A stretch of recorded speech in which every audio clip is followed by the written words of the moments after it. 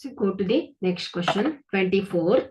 In the figure, if EF is parallel to CA. So EF ಏನಾಗಿದೆ CA ಗೆ parallel ಆಗಿದೆ ಅಂತ ಹೇಳ್ತಾ ಇದ್ದಾರೆ. ಸೊ ಅದೇ ರೀತಿ FG ಏನಾಗುತ್ತೆ, FG AB ಗೆ ಪ್ಯಾರಲಲ್ ಇದೆ ಅಂತ ಇದ್ದಾರೆ. ಹಾಗಾದ್ರೆ DE ಡಿವೈಡೆಡ್ ಬೈ EC ಏನಾಗುತ್ತೆ? ಸೊ ಇದಕ್ಕೆ ಯಾವುದು ಸಮನಾಗುತ್ತೆ ಅಂತ ಕೇಳಿದ್ದಾರೆ. ಸೊ ನೋಡಿ ಇಲ್ಲಿ, ಸೊ ಈ ಒಂದು ಡಯಾಗ್ರಾಮ್ ಅನ್ನ ಒಬ್ಸರ್ವ್ ಮಾಡಿ. ಸೊ ಇಲ್ಲೊಂದು ಟ್ರಯಾಂಗಲ್ ಫಾರ್ಮ್ ಆಗಿದೆ ಅಲ್ವಾ? ಸೊ ADC ಅಲ್ವಾ? ಸೊ ಅವರು ಹೇಳ್ಬಿಟ್ಟಿದ್ದಾರೆ FE parallel to AC, FE parallel to AC. If this is parallel, then by using basic proportionality theorem, their proportions are constant ಅಲ್ವಾ? ಸೊ ಹಾಗಾದ್ರೆ ಏನ್ ಬರೀಬಹುದು ನಾವು? DE divided by EC equal to DF divided by FA ಅಂತ ಬರೀಬಹುದಲ್ವಾ? So by using, so ಬರ್ಬಿಡ್ತೀನಿ ಇಲ್ಲಿ, in triangle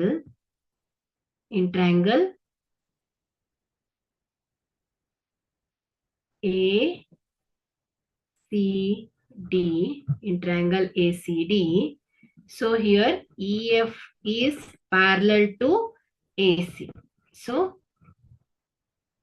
triangle ACD. So EF is parallel to AC. Then the ratios are equal. So we write this by using basic proportionality theorem. The ratios are DE divided by CE is equal to DF divided by FA. Take equation number 1. Similarly, in triangle DAB, observe DAB. Okay, so DAB triangle ಅನ್ನ ಗಮನಿಸಿ. So ಇಲ್ಲೂ ಕೂಡ ಏನ್ ಹೇಳ್ತಾ ಇದ್ದಾರೆ ಅವರು, FG ಏನಾಗಿದೆ, AB ಗೆ ಪ್ಯಾರಲಲ್ ಆಗಿದೆ ಅಂತ ಇದ್ದಾರೆ. ಸೊ FG ಏನಾಗಿದೆ, AB ಗೆ ಪ್ಯಾರಲಲ್ ಆಗಿದೆ. ಸೊ ಹಾಗಾದ್ರೆ by using basic proportionality theorem, DF divide FA is equal to DG divided by GB ಅಂತ ಬರಿಬಹುದಲ್ವಾ? DF divided by FA is equal to DG divided by GB ಅಂತ ಹೇಳ್ಬೋದು. So by using basic proportionality theorem. So take this as equation number 2.